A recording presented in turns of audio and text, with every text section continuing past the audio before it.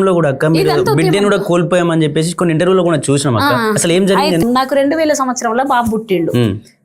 అప్పటికి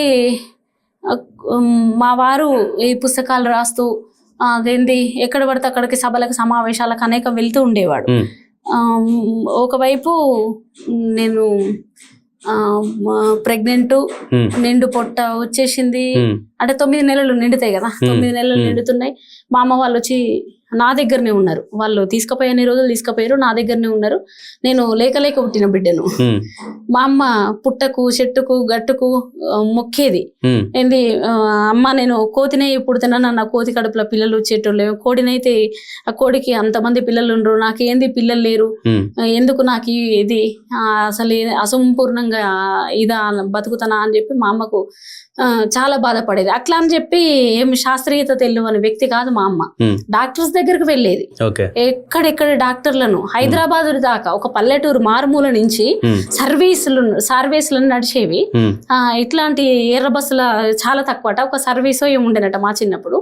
ఆ సర్వీసు ఎక్కి చౌటుప్పల దిగి హైదరాబాదు డాక్టర్ల దాకా మా అమ్మ వచ్చింది. నల్గొండలో డాక్టర్ల దగ్గరికి వెళ్ళింది. గర్భసంచిని తిరుమడి చేయించుకోవడం అంటారు.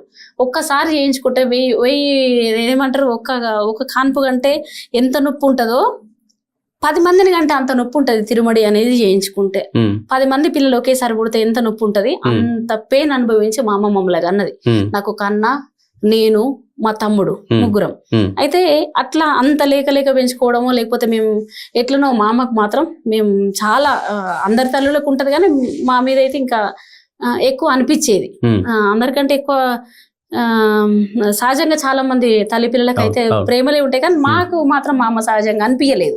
కొలతలు లేవు తల్లి ప్రేమ చెప్పడానికి, నాకు కూడా చెప్పడానికి కష్టం. ఎల్లలు లేవు, కొలతలు లేవు తల్లి ప్రేమకు. అట్లా నా దగ్గర వచ్చింది. ఆ బాబు పుట్టిండు. తర్వాత పురుళ్ళు 21 అవన్నీ చేసిర్రు. ఒక మళ్ళీ 3 నెలలు మా ఇంట్లో ఉంచుకొని, మా తల్లిగారి ఇంట్లో ఉంచుకొని మళ్ళీ మా అత్తగారింటికి పంపించారు. మా ఆయన అప్పటికే ఇక సభలు సమావేశాలు అటు ఇటు తిరగడం. తర్వాత మా ఆయనది బంగారం, మేము బంగారం పని వృత్తి, కంసాలి పని చేస్తాం. ఆ వృత్తిలో తను పెద్ద కుటుంబం. అటు ఒకవైపు కుటుంబాన్ని ఎల్ల తీసుకుంటూ ఇంకొక వైపు ఆ షాప్ రెంట్లు. తర్వాత అప్పుడే వృత్తులు కనుమరుగైతున్న సందర్భం. వృత్తులు అంటే కనుమరుగంటే తక్కువ పని షోరూమ్లు వచ్చేస్తున్నాయి. అప్పటికే ఆయన షోరూమ్ గో బ్యాక్ మార్వడి అని అంటుండే. మీ కరపత్రాలు నేను ఆ సమయంలో మార్వడి గో బ్యాక్, మీ కరపత్రాలు మళ్ళీ కలిసినప్పుడు నేను అంది అయితే మరో ఇంటర్వ్యూలో నేను చూపిస్తావి. అయితే గో బ్యాక్ మార్వడి అని అంటున్నారు. ముమ్మడిగిరి అన్న, మా వారు, మోత్కూరు శ్రీనివాస్, ఇంకా కొంతమంది కలిసి అప్పటికే మార్వడి గో బ్యాక్ అంటున్నారు. షోరూమ్లు వెనక్కి వెళ్ళిపోవాలంటున్నారు. మా వృత్తి మేమే చేయాలంటున్నారు. ఆయన అట్లా బిజీగా ఉన్నాడు. మా ఇంట్లో ఇక బాబుకు ఆరోగ్యం బాలేదు, అస్సలు బాలేదు. కొంచెం జ్వరం వచ్చింది. హైదరాబాద్ లో చూపించుకున్నాం, మళ్ళీ ఇంటికి పోయినాం. జ్వరం వచ్చింది. ఆయననేమో 2 రోజులు 3 రోజుల దాకా అటు ఇటే వెళ్ళిపోయేది. నా దగ్గర ₹1 లేదు, పైసలు లేవు. అప్పటికే అటు ఇటు అడిగి కొంత వైద్యం చేయించగలిగిన కానీ ఒకే ఒక ₹100 లేక సిరప్ ఒకటి పోయాలట. అప్పటికి ఆ సిరప్ పోయాలి. ఆ సిరప్ కోసం నేను ఊరంతా తిరిగాను. అంటే దాదాపుగా తెలిసిన వాళ్ళ దగ్గర పోయినా, తెలిసిన మెడికల్ షాప్ల దగ్గర పోయినా ఎవ్వరు సిరప్ ఇయ్యలేదు. ఏదైనా సిగ్నల్ లో నిలబడి అడుక్కుంటా ₹100 వచ్చేయేమో, కొడుకు బతికేటోడేమో అని అనిపించింది. సద్దల బతుకమ్మ నాడు, నిండు సద్దల బతుకమ్మ. సద్దల బతుకమ్మ పండుగలో 9వ రోజు అందరు బతుకమ్మలు ఎత్తుకుంటారు. నేను కూడా బతుకమ్మను ఆ రోజు వేర్చలేదు. నేను బతకడానికి, నా కొడుకును బతికించుకోవడం కోసం నల్గొండ మొత్తం తిరుగుతున్నా. మెడికల్ షాపులు, రీగల్ మెడికల్ షాపులు, అట్లాంటి అన్ని. చంటి బాబు, నేను నిండా 19 ఏళ్ళు 18 ఏళ్ళు ఏమున్నాను తిరుగుతున్న ₹100 పుట్టలేదు. నాకు అడగడం రాలేదు, లేకపోతే నా కొడుకు బ్రతకడం కుదరలేదు. బాబు చచ్చిపోయాడు. అంటే ఉద్యమంలో పాల్గొని ఆర్థికంగా ఏం చూసుకోకపోవడం వల్లనే చూసుకోకపోవడమే. ఈనాటికి మేము ఆర్థికంగా ఇప్పటికీ కూడా ఏం చూసుకుంటలేం. మీకు కూడా తెలుసు, ఆర్థికంగా ఏ రోజు చూసుకుంటలేం. ఆర్థికంగా అసలు ఆలోచన రావట్లేదు, ఇప్పటికీ కూడా రావట్లేదు. తర్వాత పుట్టిన పిల్లలకు కూడా అనారోగ్యాలు వచ్చినప్పుడు కూడా తినడానికే కష్టం ఉంది కదా. ఇంకా ఆరోగ్యం కోసం ఎట్లా చూసుకుంటాం? అవన్నీ ఎట్లా పాసిబుల్ అయితలేవు, కావట్లేవు. మనమేం రియల్ ఎస్టేట్ కాదు కదా మన జీవితాలు, వృత్తుల నుంచి పని చేయాలి. పని నుంచి వచ్చిన గౌరవంగా వచ్చినటువంటి అమ్మకు ఒక కూలి మేకింగ్ అంటారు కదా, అవి అట్లా తినాలి తప్ప లేనివి ఎట్లా. అట్లా ఆ బాబు చచ్చిపోయిన తర్వాత నేను చాలా అసలు మాతృత్వం కదా, చిన్న పిల్లని నేనే చిన్న పిల్లని, నాకో చిన్న పిల్లగాడు, ఏంటి ఇట్లా జరిగింది, నేను ఎవరిని క్వశ్చన్ చేయాలో నాకు అర్థం కాలేదు. 7 నెలల బాబు కూర్చుంటున్నాడు, బాబు చచ్చిపోయిండు, ఎవరిని క్వశ్చన్ చేయాలో నాకు అర్థం కాలేదు. ఒకవైపు మాకు పైసలు లేని తనని క్వశ్చన్ చేయాలనా, లేకపోతే మా వారిని అనాలనా, అంటే మా ఆయన అనాలనా, లేకపోతే ఏంటి ఇదంతా, అంటే డబ్బులు కూడా పెట్టుకోలేని తన అనుకోవాలా అనేది నుంచి నాకు చైతన్యమే వచ్చింది తప్ప నాలాగే ఇంకెంతమంది తల్లులు, నాలాగే ఎంతమంది తల్లులు ఉన్నారు వైద్యం అందక. అంటే గవర్నమెంట్ హాస్పిటల్ కూడా ఆ రోజు వెళ్ళాలి, కానీ ఆదివారం కావడం వల్ల డ్యూటీ డాక్టర్స్ లేరు. నేను అక్కడికి కూడా వెళ్ళిన, ఆయన డ్యూటీ డాక్టర్లు లేరు, నర్స్ ఏదో ఇంకా ఇస్తా అని చెప్పి మొత్తానికి వైద్యం కూడా నిర్లక్ష్యమే, అక్కడ కూడా నిర్లక్ష్యమే జరిగింది.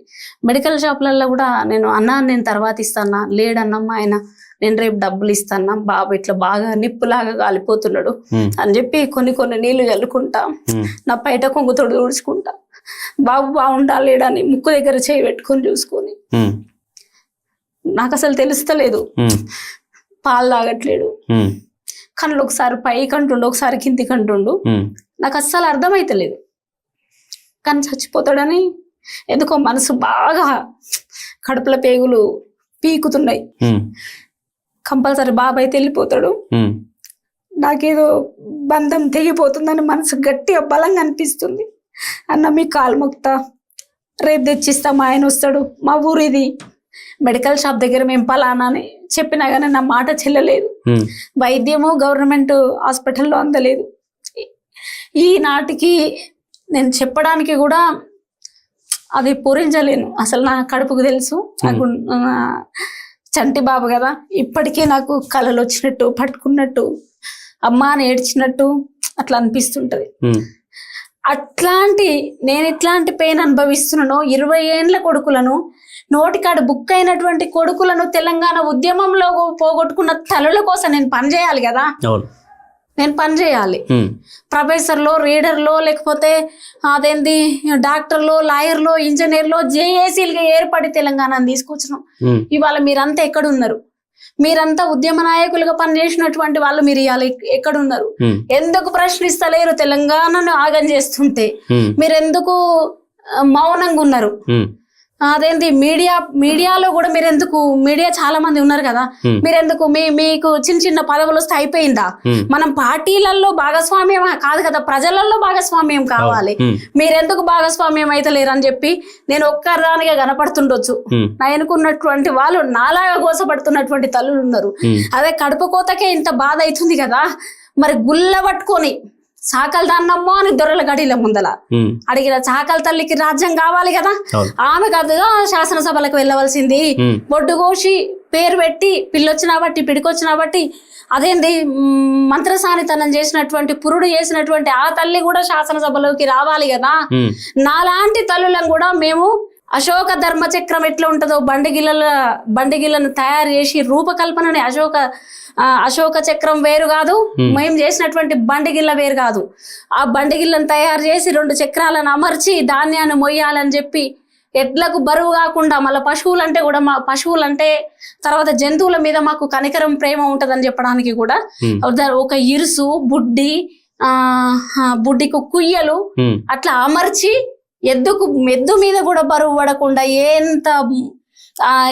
ఏ క్రమంలో ఏ పద్ధతిలో చేస్తే బండి పశువులకు కూడా వాటి మెడల మీద బరువులు పడొద్దని చెప్పి తేలికైనటువంటి కట్టెలను వాడి మేము ఎడ్ల బండ్లను తయారు చేసినాం. మేము రవాణాకు అదేంది మనుషుల్ని మోయడానికి పనికొచ్చినాయి, ధాన్యాన్ని మోయడానికి పనికొచ్చినాయి, అన్నిటికీ ఉపయోగపడేటువంటి నాగరికతకు ఉపయోగపడేటువంటి విశ్వకర్మ కడుపులో అంటే ఆవిటి మొదాలు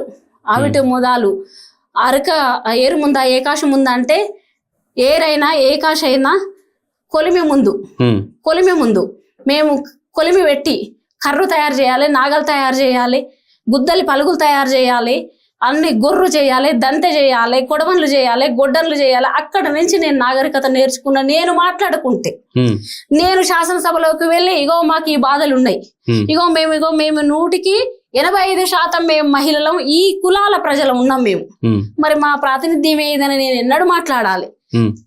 భారతదేశంలో జాతీయ రాజకీయాలలో ఎప్పుడు అంతర్భాగం అవుతాం. మమ్మల్ని ఇంకా చదువు రాలేదు అని అంటే, ఇంకా నిరుద్యోగులు ఉన్నారు, ఆటోలు నడుపుతున్నారు, జొమాటోలలో పని చేస్తున్నారు, తర్వాత బట్టల షాపులలో పని చేస్తున్నారు, డ్రైనేజీలలో పని చేస్తున్నారు, కువైట్ దేశాలలో ఉన్నారు, బొగ్గుబాయిలలో మా వాళ్ళు ఉన్నారు. మీరు తెల్లగా వేషాలు కట్టుకొని మా ప్రజలను ప్రతిసారి వచ్చి మోసం చేస్తారే, మేము ప్రాణం పెట్టి పని చేస్తున్నాం, మరి మేము ఎప్పుడు శాసనసభలో మాట్లాడాలి? మాకు ఇది సామాజిక న్యాయం. సామాజిక న్యాయం అంటే మేము కదా మాట్లాడాల్సింది అని మా ప్రజలకు మేము సోయి తెచ్చుకోవడం కోసం మీడియా కొంత నీలాంటి మీడియా కొంత ఇట్లా పిలిచి అక్క అని మాట్లాడుతున్నాం. మా ఎమోషన్ ఇక్కడ కాదు తీరేది, ప్రజల మధ్యలో మాట్లాడాలి. ఇదే ప్రజల్ని కలుపుకొని మాట్లాడాలంటే మాకు శాసనసభ కావాలి. మాకు శాసనసభలో మేము శాసనాలు చేసుకుంటే తప్ప ఇగో మాకు వెళుతుంది, మాకు ఇంత చదువు సంపూర్ణంగా మాకు ఈ చదువు కావాలి, ఇగో మాకు ఇందులో వైద్యంలో మాకు ఇది కావాలి, ఉచిత వైద్యం, ఉచిత చదువు, మాకు ఇవి కావాలి. మాకు ఏ పథకాలు ఎందుకు, మిగతా పథకాలు ఎందుకు? మీరు మీ ఇంట్లో నుంచి ఇస్తురా నాయకులు ఎవరన్నా? రేవంత్ రెడ్డి ఇండ్లు ఆస్తులు అమ్మేమన్న పథకాలు ఇస్తున్నాడా? బీఆర్ఎస్ పార్టీలో 1500 కోట్లు ఉన్నాయి. ఆ 1500 కోట్లు ఆడెట్లా ఉంటాయి? నీ పార్టీలో ఎట్లా పైసలు ఉంటాయి? నీకు ఇన్ని ఆస్తులు ఎట్లుంటాయి? నీ బిడ్డకు, నీ కొడుకుకు, నీ చుట్టాలకు, పక్కాలకు మీకెందుకు అన్ని ఆస్తులు ఉంటాయి? తెలంగాణ అప్పుల రాష్ట్రంగా ఎందుకు మారింది అని ప్రజలకు చెప్పాలి కదా, మేము ప్రజల వద్దకు మోసుకపోవాలి కదా. అట్లా నిరంతరం తిరుగుతున్నా. మనకు మంచి టీము కూడా ఉంది, నిరంతరం తిరుగుతున్నాం. అయితే ఈ బట్ట ఇగో ఇది చేనేత, మరి చేనేత బట్టను వేసినటువంటి రాట్నవుడికి అచ్చతికి అల్లు జాపి మగ్గం మీద దోనిగా చుట్టుకున్నటువంటి బట్ట నా రాధమ్మ తల్లులు కట్టుకున్నారా? నా మిరియాల జయమ్మలు కట్టుకున్నారా? షెరిపెల్లోళ్ళు కట్టుకున్నారా? అంటే నా తల్లులు నేను చూసిన నా ఊరు తల్లులు గుమ్మి రాట్నం భుజాన పెట్టుకొని కందెన కదురు పడితే ఇగో 24 గంటలు ఆ బరువును ఎత్తుకొని కొలిమి కాడికి వచ్చేవాళ్ళు. మా నాయన కొలిమి పని, దాతి పని 2 కలిపి చేసేవాడు పని. మా ఇంటి ముందర ఒక 7 మంది పనులు నేర్చుకునేవాళ్ళు. ఆ రోజు నిరుద్యోగం అంటే ఇట్లా అదేంది, ఎవరి పరిశ్రమల వాళ్ళు చేసుకుంటే అట్లా ఉద్యోగాల మీద ఏముంది, గవర్నమెంట్ ఉద్యోగం గాడిదతో సమానం అని ఒకప్పుడు. అంటే మనము ఉపాధులు మనం నిర్మించుకోవాలి కదా. అట్లా ఈ రాష్ట్రంలో మనకు ఎవడైతే మన ఉపాధులకు గంటి కొడుతుండో, నిరుద్యోగం పెరగడానికి కారణం కూడా ఈ పాలకులే. ఆదాని అంబానీలకు దోచిపెట్టడం, వాళ్ళ ఐక్యా ఫర్నిచర్లు వస్తాయి, జయాల గసులు వస్తాయి. వాడు అదేంది ఎన్టీఆర్ వచ్చి ఒక మల్బార్కు అడ్వర్టైజ్ చెప్తాడు. అరే నీ సినిమా చూసేదంతా ఎవరు?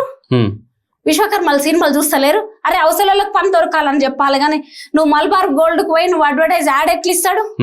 ఇలా సినిమాలు చేతి వృత్తుల ప్రజలు కదా. నాగార్జున కొనమని చెప్తాడు, వెంకటేశం కుదబెట్టమని చెప్తాడు. అరే ఇదంతా ఈ లెక్కేంది అంటే మా ప్రజలకు అర్థం కావాలి. మా ప్రజలు వాళ్ళు మనకంటే ఎక్కువ మేధావుల కంటే ఎక్కువ తెలివైన వాళ్ళు అసలు ప్రజలే. వాళ్ళకు వస్తున్నాయి కానీ ఇవి నేను శాసనసభలో మాట్లాడాలి, ఈ శాసనసభలో మాట్లాడాలి.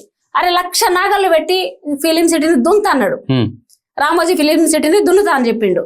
ఏది మరి దున్నిండా? ఎన్ని కోట్లు ఇచ్చిండు రామోజీరావు కేసీఆర్ కి? ఎట్ ది సేమ్ టైం ఆంధ్రలో పోయిరా తెలంగాణ నుంచి కొబ్బరి బోండాలు అమ్మేవాళ్ళు కాదు, పచ్చళ్ళు పెట్టుకునే వాళ్ళు కాదు, సినిమా టికెట్లల్లో అదేంది ఇట్లా డోర్ల దగ్గర ఉన్నోళ్ళు, నేను వాళ్ళని అంటలేను, ఆ బీసీ ఎస్సీ ఎస్టీ ప్రజలను అంటలేను. అదే ఆంధ్రప్రదేశ్ లో ఉన్నటువంటి బీసీ ఎస్సీ ఎస్టీ బహుజన ప్రజలైనా, ఈ తెలంగాణలో ఉన్న బహుజన ప్రజలైనా, వీళ్ళు ఇవి అక్కడ మనలాంటి బాధలు పడుతున్నారు, ఇక్కడ మనం బాధలు పడుతున్నాం. నాయకులను అంటున్నా, అగ్ర కులాల నాయకులను అంటున్నా. చంద్రబాబు నాయుడు అయితేంది, పవన్ కళ్యాణ్ అయితేంది, జగన్ అయితేంది, రెడ్డి పోతే కమ్మ, కమ్మ పోతే రెడ్డి, అక్కడ ఈడ వెల్మ పోతే రెడ్డి, రెడ్డి పోతే వెల్మ. ఈ కల్చర్ ని మనం బద్దలు కొట్టాలి, అది ప్రజలకు తెలవాలి, అది ప్రజలు చూడాలి.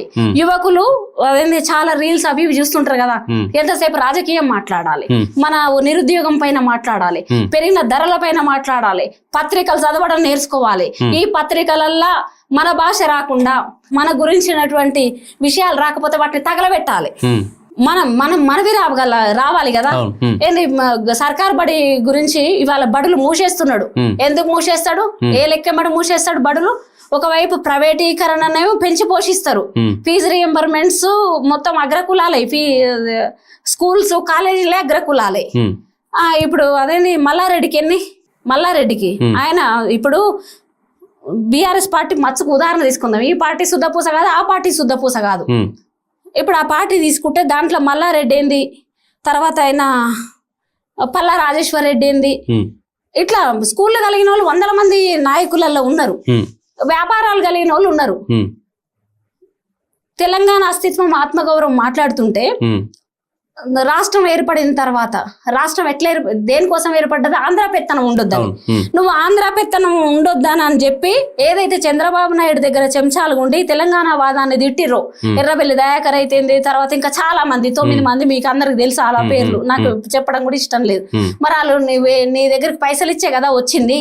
నీ బిడ్డకి ఇల్లు కట్టించినోడు ఆయన బిడ్డకు తరచు మాట్లాడుతురు ఈ మధ్య నేను వింటున్నా. అదే గంగుల కమలాకర్ ఇల్లు కట్టించిండు వాళ్ళ బిడ్డకు. ఇట్లాంటి అన్ని మన రాష్ట్రం మన ప్రభుత్వాలను మనం ఏర్పాటు చేసుకోవాలని, ఇప్పుడు దొరల పంచన చేరకుండా మీరు బానిసలు ఉండకుండా మన ప్రభుత్వాలను ఏర్పాటు చేసుకుందామని మనమందరం బయటకు వస్తే మన ప్రభుత్వాలు ఏర్పడతాయి కదా. ఈ సోయాలకు లేకపాయ్ అదే ఓట్లు వేయించుకోవడం, ప్రతిసారి మభ్య పెట్టడం, ఇటు 5 ఏళ్ళు గడిచిపోవడం, అటు 5 ఏళ్ళు గడిచిపోవడం, బానిసలుగా ఉండడం, తర్వాత వాళ్ళ కోసం మనోళ్ళు అదేంటి కార్యకర్తలు కొట్టుకోవడం. ఈ మధ్యనైతే అసలు అవి వినాలంటే కూడా భాష కూడా అద్భుతమైన భాష, మన తెలంగాణ భాష అద్భుతమైన భాష. ఎంత సంస్కారవంతమైనటువంటి భాష అంటే ఆ భాషను దుర్వినియోగం చేస్తున్నారు. అదేంటి సీఎంఐ కూడా మాట్లాడొద్దు. సీఎంలు బీఆర్ఎస్ సీఎం అయినా, రేవంత్ రెడ్డి కాంగ్రెస్ ప్రభుత్వాలైనా, ఏ నాయకుడు కూడా అవి ఇవాళ సామాన్య కార్యకర్తలు కూడా మాట్లాడుతున్నారు. అసలు ఒకప్పుడు ఇట్లా లేదు భాష. ఎంత కొంచెం జుగుప్సగా ఇప్పుడు భాష చాలా ప్రధానమైనది తెలంగాణ భాష అద్భుతమైన భాష. నిఘంటువులలో కూడా మనం వెతుక్కొని చదువుకున్న కొంతమంది ఉన్నారు. అయితే మేమేమంటున్నాం అంటే భాషను దుర్వినియోగం చేస్తారు. లోటపీసు, మాషపత్రి, తొండలు, నువ్వెంత, వాడెంత. ఇప్పుడు చూడండి, ఆయనకే పుట్టిండా, ఈయనకే పుట్టిండా, ఏందా భాష? ముఖ్యమంత్రులు మాట్లాడే భాషనా? సిగ్గు లజ్జ ఏమన్నా ఉందా? అసలు గవ్వే మాట్లాడేది. నేను సగటు మహిళగా, నార్మల్ మహిళగా, లేకపోతే నేను మాట్లాడితే నేనైతే వీళ్ళిద్దరికి అసలు సుమోటోగా తీసుకొని వీళ్ళ మీద కేసులు పెట్టాలన్నంత కోపం, నాకు ఆవేశం వస్తుంటది. అద్భుతమైన భాష కదా తెలంగాణ. ఒక పరిపాలన దక్షత కలిగి అదేంటి మనం ఎంత నిండుగా గౌరవంగా ఉండాలి. ఏం భాషలు? కేసీఆర్ ఏం మాట్లాడతాడు, కేటీఆర్ ఏం మాట్లాడతాడు, అందులో ఉన్న వాళ్ళు ఏం మాట్లాడతారు, రేవంత్ రెడ్డి ఏం మాట్లాడతాడు, రేవంత్ రెడ్డి అదేంటి సైన్యం, సేనాలు, వీళ్ళంతా ఏం భాష అది? ఎట్లా మాట్లాడుతున్నారు? ఏమన్నా దీంతో పాటు ఇంకా వీళ్ళకు వంది మాగదులు పాటలు రాస్తుంటారు. ఆ పాటలు ఏం పాటలు? ఒకడైతే ఆయన పేరేందో నాకు చెప్పడం ఇష్టం లేదు, కానీ ప్రజలకు అర్థమవుతుంది. నేను చెప్పిన వాళ్ళు ఎవరో ప్రజలకు అర్థమవుతుంది. ప్రతి పార్టీకి పాడతారు. ఏం పాట? అన్నం తింటుండా, గడ్డి తింటుండా? మనం మాట్లాడితే అన్నం తింటుండా, గడ్డి తింటుండా? అవ్వ మాట్లాడుతుంది. ఏందమ్మా గడికి ఇట్లా గట్ల పాడతాడు పాట? జగన్ కాయననే, కవిత కాయననే, అదే ఎంఐఎం పార్టీ ఆయననే, బీజేపీ పార్టీకి ఆయననే, రేవంత్ రెడ్డి పార్టీకి ఆయననే. అరే అసలు ఆత్మసాక్షి ఒకటి గీత కాకుండా గీత ముళ్ళు గుచ్చుకున్నంత అదొక మాట మాట్లాడింది ఒక అవ్వ. అంటే చూడండి ఎంత భావజాలం. ఒక ఆలోచిస్తున్నామా లేదా? ఏం పాటలు ఆ పాటలు? ఎందుకు ఆ పాటలు? మన భాష చాలా సౌందర్యమైనది, అద్భుతమైనది. శాసనసభలో ప్రజలు హర్షించాలి మాట్లాడితే. తూకితే కాదు, నువ్వు సంస్కరింపబడాలి, ప్రజలు నేర్చుకోవాలి నీ భాష. ముఖ్యమంత్రి అనేటోడు రాష్ట్రానికి తండ్రిలాగా ఉండాలి. కానీ తండ్రి ఏమో పక్కకు మూట కట్టుకొని ఏర్పడేటప్పుడు ఏదో పిల్లలకు చిప్ప చూపించినట్టు ఉండొద్దు. నీ వెనకాల ఆస్తులు అవసరం లేదు. గుమ్మడి నరసయ్య లాంటి పాలన మీరు చేయాలి. ఎట్లా చాలా అసలు నువ్వేంది నేను నా భార్య ఉంటామని చెప్పిండు. నేను ఇంకొక భాషలో కూడా చెప్పొచ్చు, కానీ వాళ్ళ భాషలో చెప్తే నా సంస్కారం, నా తల్లిదండ్రుల పెంపకం, నా భర్త ఉన్నటువంటి నేపథ్యాన్ని నేను బ్రేక్ చేసిన దాన్ని అయితేను. అట్లా బ్రేక్ చేయకుండా నేను సంస్కారంగా నేను మాట్లాడుతున్నా. ఇక నుంచి కూడా నేను సంస్కారంగానే మాట్లాడతా. తూలనాడే భాష నేను మాట్లాడను. వాళ్ళు ఎవరైనా కానీ భాష, తెలంగాణ భాష అద్భుతమైనది, పావురం గల్లది, ప్రేమ గల్లది. అదేంది ఇగురంగా మాట్లాడతాం మనం. మనకు చాలా ఇగురంగా ముచ్చట చెప్తే ఇగురంగా చెప్తాం. అట్లాంటి భాష లేకుండా ఏం భాష శాసనసభలో మాట్లాడితే 4 కోట్ల ప్రజలు మెచ్చాలి. 4 కోట్ల ప్రజలకి న్యాయం కూడా జరగాలి. ఈ పాలసీల ద్వారా నేను తెలంగాణ రాష్ట్రం ఒకటి ఎంత అద్భుతంగా తీసుకొచ్చినామో, సరే దీక్ష చేసి తీసుకొచ్చినామా లేకపోతే ఎట్లనో అట్లా తెలంగాణ సహకారమైంది. ఆ సహకారమైన తెలంగాణలో ఉన్న వాటిని కూలగొట్టి ఇల్లు ఎడగొట్టి పెంట ఉదిచ్చినట్టు కాకుండా, సచివాలయాలు అవి కాకుండా ముందైతే పేద పిల్లలకైనా లేకపోతే బహుజన పిల్లలకు ఎవరికైనా అందరూ సమాన విద్యనే ఉండాలి. సీఎం కొడుకైనా ఇమాన్ష్ అయినా అదే బడిలో చదవాలి. లేకపోతే అదేంది కార్మికుడు మన వృత్తుల పిల్లలైనా అందులోనే చదవాలి. అట్లాంటి కామన్ విద్యను తీసుకురాలి, ఆ కామన్ వైద్యం తీసుకురాలి. సామాన్యంగా సామాన్య మహిళలకు ఏం కావాలనో వాళ్ళు చూపియాలి. శాసనసభలో ఇంతమంది మహిళలు అదేంది ప్రాధాన్యత కల్పియాలి. బీసీ సెన్సస్ చేయాల్సి ఉండే, అట్లా బీసీ సెన్సస్ కుటుంబ సర్వే చేసి దాన్ని లోపల పెట్టుకుంటున్నాడు. అందులో ఉన్నటువంటి బీసీ బానిస కొడుకులు కూడా అడగవలసి ఉండే అడగలేదు. ఇప్పటికీ కూడా అడుగుతలేరు. వాళ్ళకి చెంచాగిరియే చేస్తున్నారు. మేము కదా సీఎం కావాల్సిందని చెప్పి వీళ్ళకు ఏమాత్రం బల్యాలు తీసుకొని పొడిచినా కానీ అర్థం కాని స్థితిలో నాయకుల దగ్గర, అగ్రకులాల నాయకుల దగ్గర బానిసలుగా ఉన్నారు తప్ప మేము మా తల్లులు, మా గొల్లల తల్లుల ఆత్మగౌరవం, అంటే మొత్తం సబ్బండ కులాల తల్లుల ఆత్మగౌరవం నిలబెట్టాలి. తల్లి అంటే రాజ్యం తల్లితో పోలిక ఉంటది కనుక ఈ తల్లులకు ఉపశమనం కలిగేలాగా గొల్ల తల్లులు రాజ్యం ఏలలేదు, వాళ్ళు శాసనసభలకు రావాలి. వడ్డెర తల్లులు రాలేదు, మేదర తల్లులు రాలేదు, మేరే తల్లులు రాలేదు. మేరే కమ్యూనిటీ బట్టలు పద్మశాలి బట్టను వేస్తే మేరోళ్ళు బట్టలు కుట్టిండ్రు. అట్లా చేపలు ఆహారం చూపించినటువంటి ముదిరాజుల తల్లులు, మెజారిటీగా ఉన్నటువంటి చాకలి, మంగలి, విశ్వకర్మ, సంచార జాతుల తల్లులు, మైనారిటీ తల్లులు, ఆదివాసీ తల్లి, ఒక్క సీతక్క ఆడ ఉంటే సరే, సీతక్క భావజాలం ఏదైనా ఉండనియండి.